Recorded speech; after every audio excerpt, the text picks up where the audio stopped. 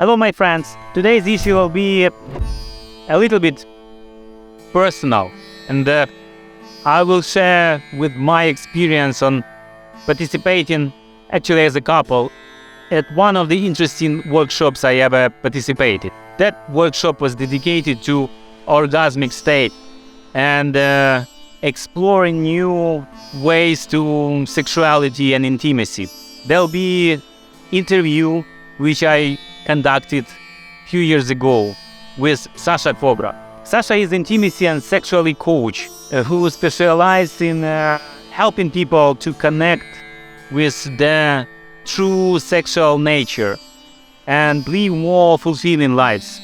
She knows for her unique approach to sexuality and intimacy coaching combines with elements of tantra, shamanism, and modern psychology. Sasha Cobra's coaching is based on the belief that everyone has the potential to experience profound levels of pleasure, intimacy, and connection. She works with individuals and the couples, help them overcome shame, guilt, and fear related to sexuality and enrich their potential. Sasha's coaching sessions can include a variety of techniques such as breathwork, meditation, movement, touch, and communicational exercises.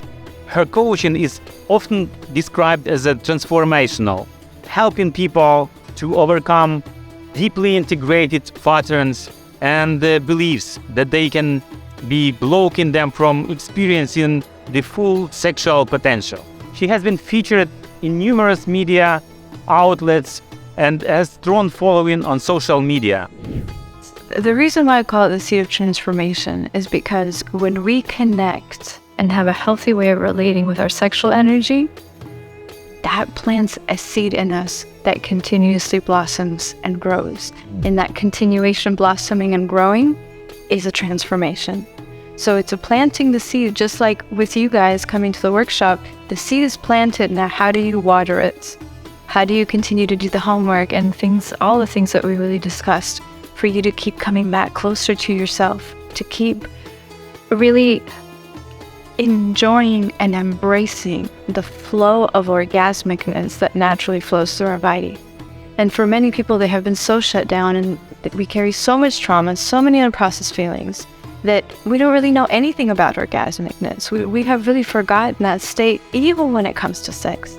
Everybody's having sex because all these babies are born, and yet we really don't know anything about orgasmicness.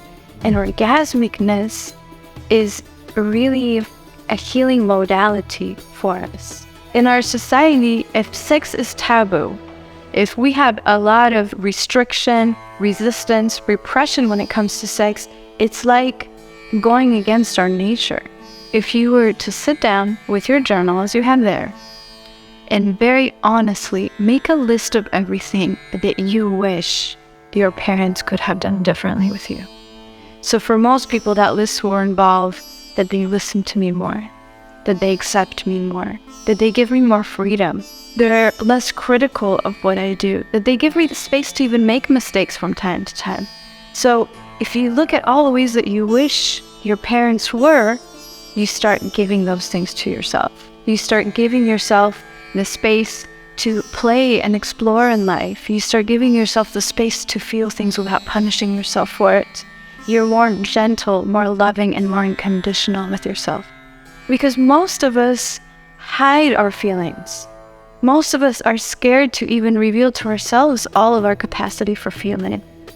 So giving yourself that gift is the first step to liberation. And it's going to be the first step to freedom. Honestly, really, truly, you working on yourself is going to be the greatest gift that you can do for your parent, for your children. Because they learn through watching you. You are models to them. So you can say a lot of things to them, but you yourself know when you were a kid, did you listen to your parents? Not really. You watched what they did. And most people teach something, share something, but do the exact opposite in their life.